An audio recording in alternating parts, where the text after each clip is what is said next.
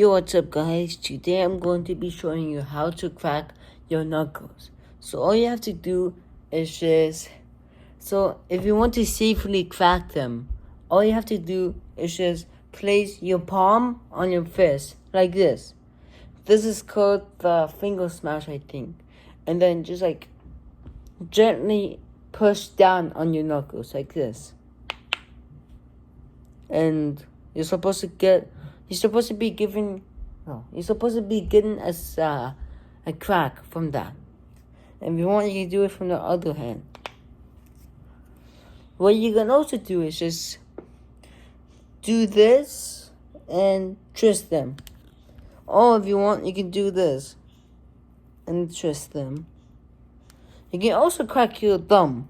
So just gently place your palm on your thumb and then push it down like you did to your fingers, like this. You can do it to your other one as well.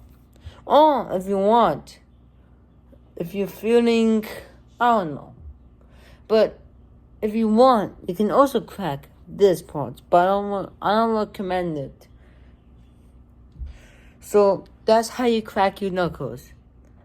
Anyway, guys, as always, like and subscribe.